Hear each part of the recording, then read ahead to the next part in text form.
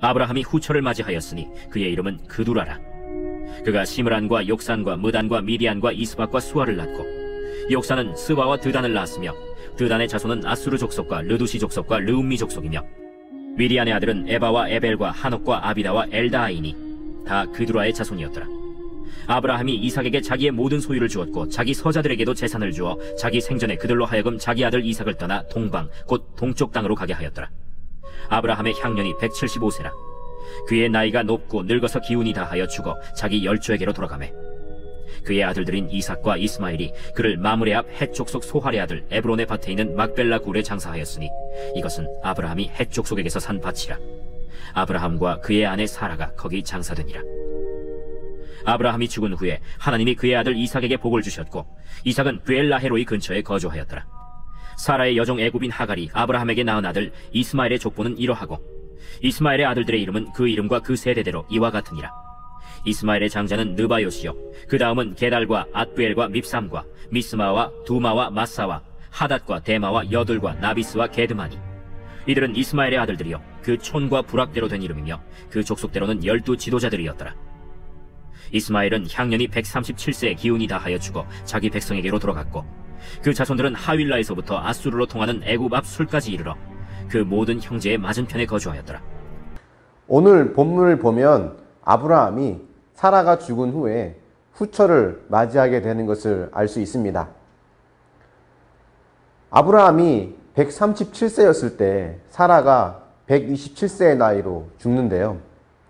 아브라함이 175세에 죽었으니 사라가 죽고 38년 정도를 더 살게 된 셈입니다. 혼자 있는 기간이 길어지다 보니 마음이 허전했나 봅니다. 그두라라고 하는 여인을 후처로 맞이하죠. 하지만 안타까운 것은 후처를 통해 생긴 후손들이 이스라엘에 훗날 고통을 주는 미디안과 아수르 족속이 됩니다. 아브라함이 이 부분을 하나님께 묻지 않은 것이 큰 실수인 것 같습니다. 믿음의 조상이라고 불리는 아브라함이지만 그 역시 연약한 인간이기에 이처럼 실수를 하기도 합니다. 그래도 아브라함은 약속의 자녀인 이삭과 다른 자녀들이 서로 갈등을 일으키지 않게 하기 위해서 재산을 미리 나누어서 동방으로 떠나보냅니다. 이삭의 아내를 이방 여인 중에서 얻지 않게 하려던 이유와 같은 마음이었을 것 같습니다. 어쨌든 하나님께서 아브라함에게 주신 약속은 모두 이루어집니다.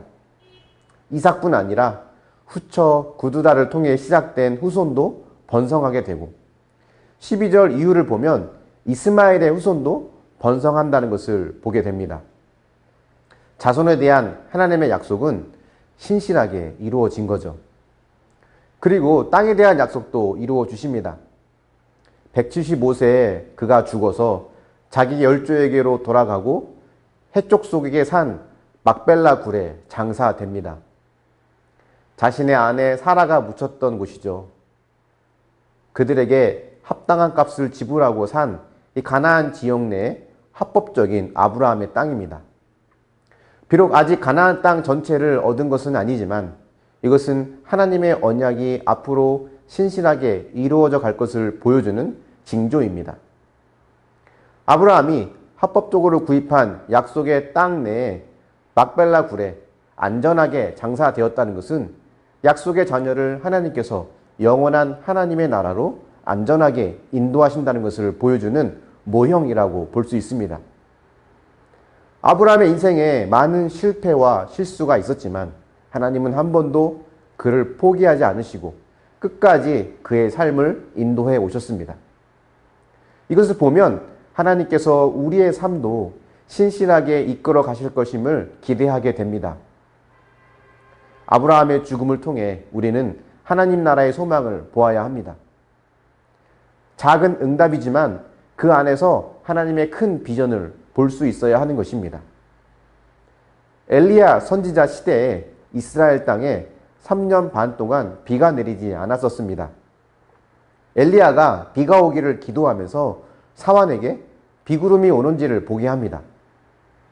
엘리야의 말대로 사환은 몇 차례 구름을 확인하다가 마지막에는 먼 곳에서 손바닥만한 작은 구름이 오는 것을 보게 됩니다. 그러자 엘리야는 큰 비가 올 것이라고 하면서 급히 산 아래로 내려갑니다.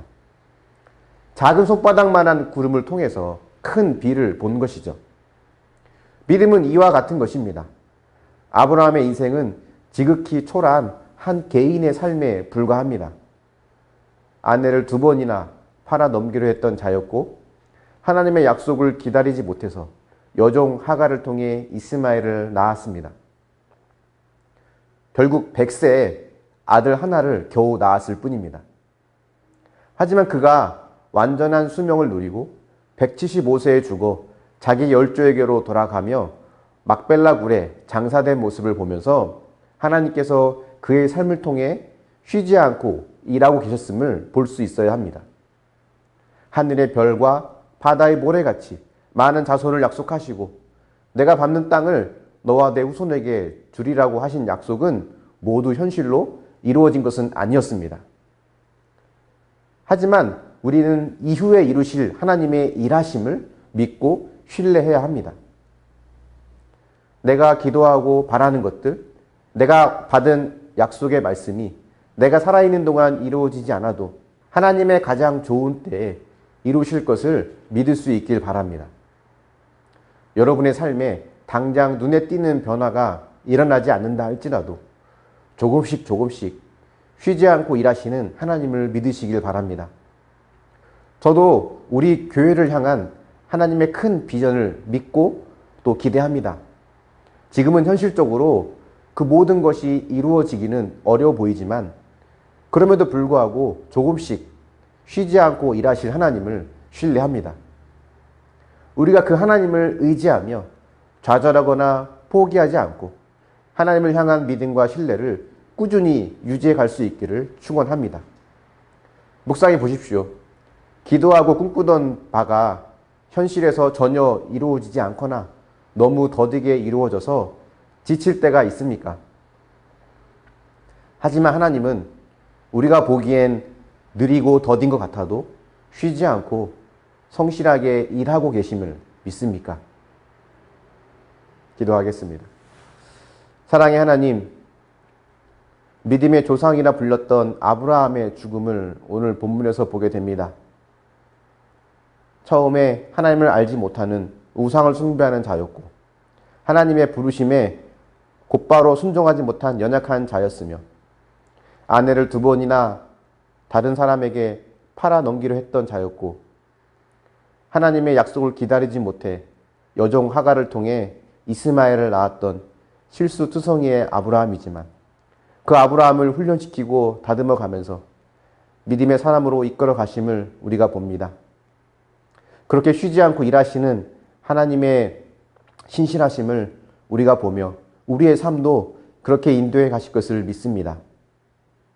그에게 하셨던 그 모든 약속이 당장 눈앞에 다 이루어진 것은 아니지만 작은 그 하나님의 응답이 앞으로 계속해서 이루어갈 하나님의 축복과 약속의 징조임을 믿습니다.